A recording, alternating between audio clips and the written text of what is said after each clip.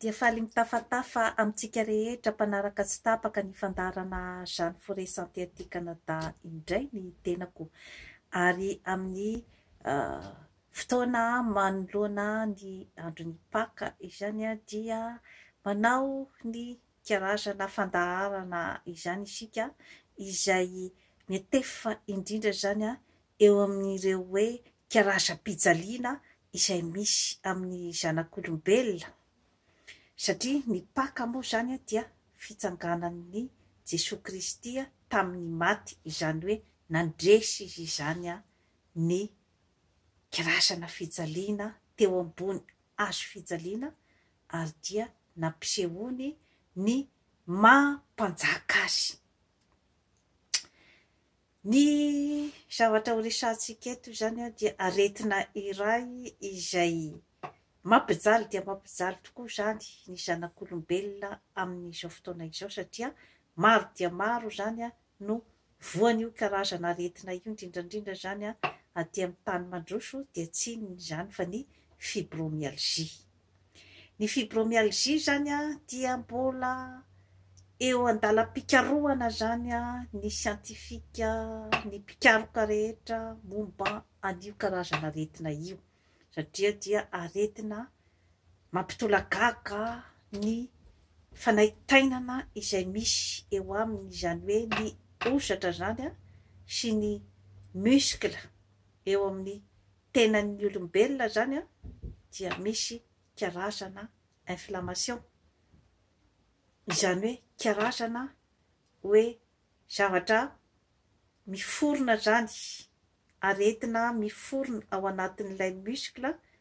ka mitondra fanaitainana mahery vaika zany izay hoe asiana an'ity karazana antidouleur hatramin'ny morphine zany izay hoe tsy dia ahitam-baolana loatra amin'ny karazana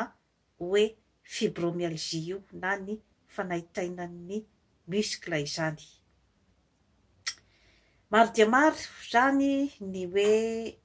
karazana filazana ny hoe inona zany no mahatonga an'io. Misy miteny zany hoe héréditaire, tsy dia tena voapirofo mazava koa nefa ny maha héréditaire azy, izany hoe misy zany angamba ny ataontsika hoe terrain sensible, izany hoe raha ohatra zany ny ray aman-dreny teo aloha, ny olona teo aloha nisy voan'ny fibromyalgie dia mety misy ihany koa zany amin'ny taranany aty aoriana, kanefa tsy dia tena hoe voazava mazava zany ny amin'io resaka io, fa hoe mety zany misy karazana zany hoe terrain sensible zany ao amin'ilay fianakaviana. Inona moa zany no hoe mahatonga ny fibromyalgie? Raha araky ny fikarohana maro zany dia misy ihany koa zany ny hoe fifandraisany amin'ny ataontsika hoe stress na ilay fanaitainana zany amin'ny resaka ara-tsaina sy ara-panahy, ny fitebitebena eo amin'ny fiainana andavanandro dia mety miteraka ihany koa zany ny fibromyalgie. Misy ihany koa ny fikarohana milasa fa hoe ny olona izay somary mikorotanjorotana zany ny taovam-pandevona-kanina na ireny ataontsika hoe zany olona manana intestin irritable ireny zany, ireny koa zany dia misy ihany koa zany ny fifandraisany eo amin'ny resaka hoe fanaitainan'ny osatra zany. Matetika moa zany ny fisehoan'ny fibromyalgie dia ny fanaitainana amin'ny hatoka zany amin'ny lamosina amin'ireto toerana ireto izany, dia misy ihany koa ny fanaitainana ihany koa eto amin'ny lamosina aty ambany zany, dia misy ihany koa ny fanaitainana eo amin'ny articulation an'ny genou. Marary andoha matetika koa zany ny olona voan'ny fibromyalgie, ary dia indraindray zany dia tena hoe tsy mahita tory, ary misy ihany koa zany ny arerahan-tsaina miaraka zany amin'io hoe fibromyalgie io. Rehefa atao banky tokana zany ny olona izay hoe voan'io zany dia matetika izy zany olona izay hoe mikorota-tsaina, rera-dava ary dia mikorotana ihany koa zany ny taovam-pandevona-kanina. Enjana dia enjana zany ny fisehony zany atao hoe fibromyalgie zany amin'ny olona iray, kanefa dia maro zany ny olona voan'io aretina io zany aty amin'ny tany mandroso. Misy ihany koa zany ny recherche izay milaza fa hoe misy ifandraisany be dia be koa zany amin'ny zavatra izay hohanina, satria ny produit alimentaire amin'izao fotoana izao izay efa hoe vokatra industrialy daholo no matetika hohanina aty zany, ny hanina be fotsy izay misy siramamy betsaka, sira betsaka, menaka sary de vonona zany ireo zavatra rehetra ireo koa zany dia mety miteraka ihany koa zany an'ilay hoe fibromyalgie. Ary misy ihany koa ny karazam-pikarohana izay nilaza koa zany fa ny olona izay tsy mahazaka ny gluten, izany hoe ireo karazana lafarinina vita amin'ny blé zany dia misy karazan'olona zany tsy mahazaka azy io. Ny gluten moa zany dia tsy avy amin'ny farine de blé ihany fa maro dia maro zany ny ataontsika hoe gluten, satria ao ny sésame, ao ny avoine sy ny sisa zany. Efa fandaharana nasehoko teto zany ny momba n'io resaka gluten io, ny intolérance au gluten. Tsidio matetika ny fandaharana Jeanne Forest Santé fa ahitanao fandaharana maro dia maro momba ny fahasalamana, ny saina, ny vatana ary ny fanahy izay tsy maintsy arindra ireo mba ahatonga ny olombelona iray zany hanana ny ataontsika hoe hasambarana sy ny hoe fitiavany ny fiainana zany, ahafahany mikaroka sy madebebe kokoa zany any amin'izay tanjona tiany hotratrarina sy izay hoe mba mahatsaratsara kokoa zany ny fiainany. Ka tafiditra ao anatin'izay hoe fanelingelenana ny hasambarana izay zany ny douleur chronique izay fanaitrainana mahery vaika izay tsy hay tohaina, manembatsembana zany ny fiainan'ny olona iray. Satria ny douleur chronique na ny fanaitainana mahery vaika izany dia misy fiatraikany amin'ny saitsika olombelona, ary ny saitsika olombelona koa rehefa misy ny fanaitainana amin'ny endriny maro samihafa, ateraky ny fiainana sarotra sy ateraky ny karazana tsy fetezana na ny stress zany, dia misy ihany koa zany zavatra zany fiatraikany amin'ny vatantsika olombelona. Zany hoe cercle vicieux zany ny fanaitrainana ara-batana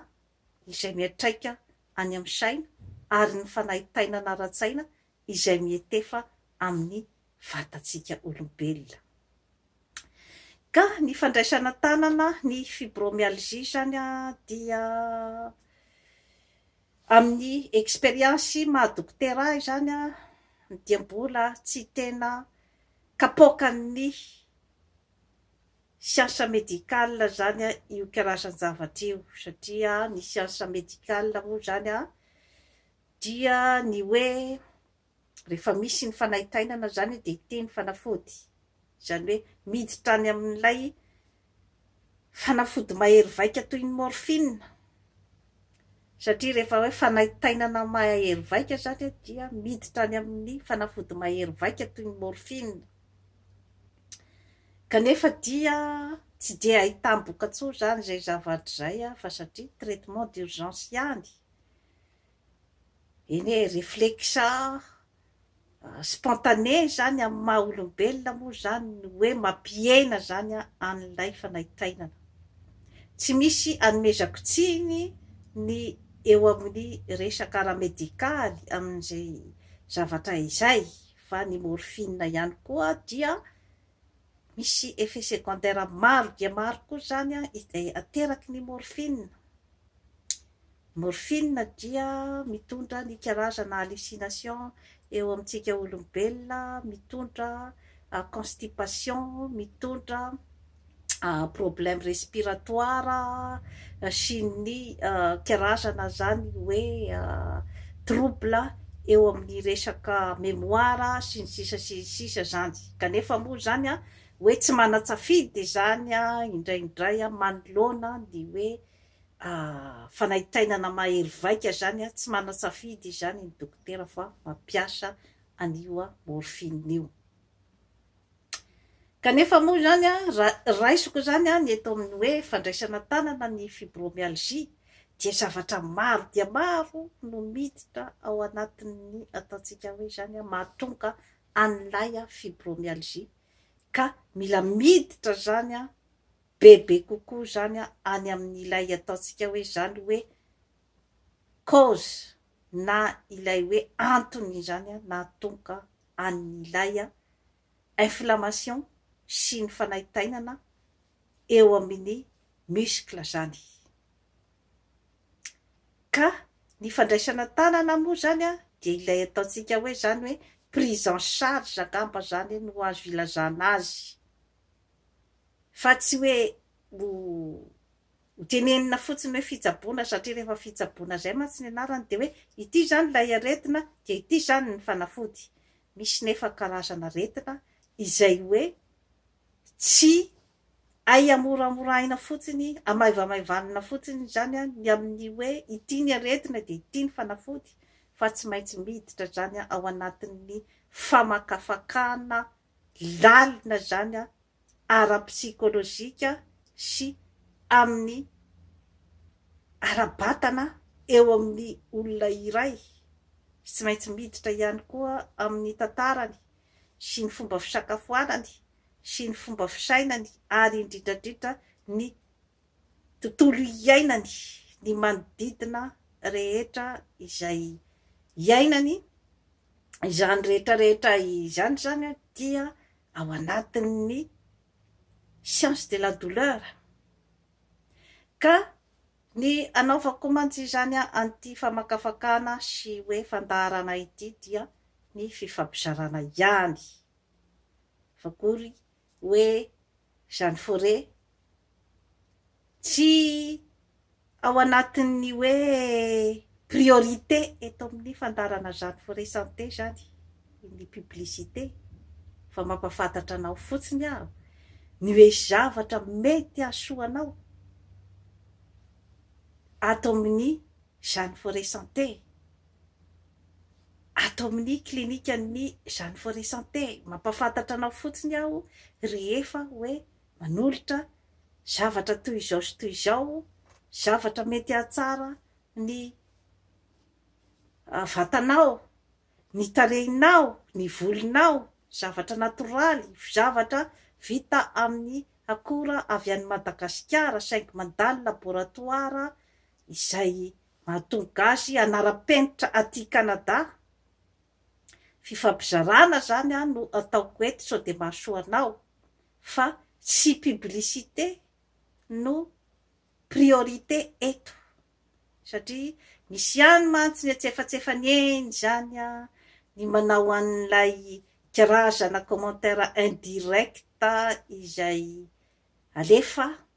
any amin'izay atefany. Fa ny ahy ny zavatra ataoko eto dia ny hoe manolotra zavatra sao dia mba mety ahatsaranao. Ny tena ahafantaran'ny olona manodidina eto tanàna zany ny kanadiana moa zany no tena hoe mitsabo tena ato amiko zany, fa hoe fifampizarana mety mba hahasoanao malagasy no antony iresahako eto. ny tena ahafantarana eto an-tanàna zany a dia ny hoe ny fitsaboana ny fanaitainana mahery vaika, ao anatin'izany ny fibromyalgie, ao anatin'izany ny arthrose, ny arthrite sy ny douleur articulaire amin'ny valintaona ireny, ny harerahana mahery vaika, zany hoe ireo karazan'olona mandeha ato amiko zany a dia ilay karazan'olona izay hoe efa nitety izy izany a an'ity karazana fitsaboana rehetra rehetra tany amin'ny dokotera, tany amin'ny karazana asa-tanana maromaro ara-tsiantifika zany a izay tsy nahita fitoniana na soulagement tany zany a no mankaty amiko dia mahita fa misy zavatra entiny zany a, satria ny ahy dia izay hoe prise en charge, inona ny antony mety mahatonga ny olona iray zany a ho tonga amin'ny aretina iray izay mandreraka dia mandreraka azy. Ka ireo zany a izay nazavaiko anao teo izay zany a ny hoe fandraisako an-tanana, ny fanaitainana, satria ny zanak'olombelona dia tsy natao ao anatin'izany atao hoe fijaliana izany, fijaliana maharitra, fijaliana douleur chronique osy ny fitenenana ara-tsiantifika, fa misy antony daholo zany ao ambadika izay zavatra izay. Misy zavatra zany a mila jerena akaiky momba ny olona iray, inona ny lasany, inona ny zavatra iainany, mifandray zany a ny hoe fanaitainana ara-psikolojika sy ny fanaitainana ara-biolojika amin'ny tenantsika olombelona. Ka misy zany a témoignage na olona iray a ramatoa iray québécoise iray zany a izay tato amiko izy a vao nahita an'izany atao hoe soulagement, an'izany atao hoe douleur izany tamin'ny fiainany. Christiane Raby ny anaran'io ramatoa io, ary dia niteny tamiko izy hoe 30 taona no niandrasako olona ohatranao hitsabo ahy tanatin'ny fanaitainana mahery vaika izay nitetesako karazana spesialista maro teto ambonin'ny tany ozy izy, fa tato aminao ihany aho a vao nahita fitoniana. Dia nolazainy ahy hoe ny menaka izay anoranao ahy ozy izy a, izay tsy ambarateliko zaho manokana, ny composition chimique rehetra ao anatiny dia atsoy hoe huile de vie. Ity zany a ny menaka nanorako azy, huile de vie no anarany, fangatahana avy any aminy zany a no nanomezako an'io anarana io hoe huile de vie. Efa nanorina ny huile magique aho, izay efa noteneniko teto ny mombamomba ny huile magique, zany hoe ny huile magique maro dia maro ny zavatra izay hoe tsabony vita avy amin'ny mandravasarotra sy karazan-javatra maro koa zany, akora maro ny ao anatin'ny huile magique, izay sady manatsara tarehy no manala an'ireny karazana retiretina amin'ny hoditra ireny zany a, ary dia mitsabo ihany koa ny fitaovam-pisefoana, mampatanjaka ny saina sy ny dépression nerveuse. Fa ny huile de vie zany a dia maherihery vaika kokoa zany a eo amin'ny fitsaboana an'ireny fibromyalgie sy ireny hoe douleur matanjaka dia matanjaka ireny zany. Ka dia témoignage izay nataon'io ramatoa io zany tamiko zany mbola apresako eto moa izy indray andro any zany raha ohatra ka mazoto ny anao ny témoignage zany ny hoe natsapany ny zavatra ny soulagement izay hitany zany tato amin'ny fitsabon'ny tenany ato amin'ny Jeanne Forêt Santé. Tsy publicité ohatry ny heveran'ny sasany azy no ataoko eto, tsy zany no prioriteko fa fifampizarana niany. Raha mahasoa anao zany jejereo ao amin'ny jeanneforêtsanté.com ny momba ny huile de vie io, ary dia manaova ny abonnement, manaova ny réservation raha ohatra ka ny intéressé anao zany ny huile de vie. Dia toy izay indray no azo natolotra anao manaova abonnement amin'ny Jeanne Forêt Santé aty Canada fa hanatsara ny fiainanao, ary dia mirary paka sambatra ho antsika malagasy tsy akanavaka, ary dia hitondra fanantenana goavana ho an'ny firenentsika ny ity paka 2024 ity. Veloma tompoko.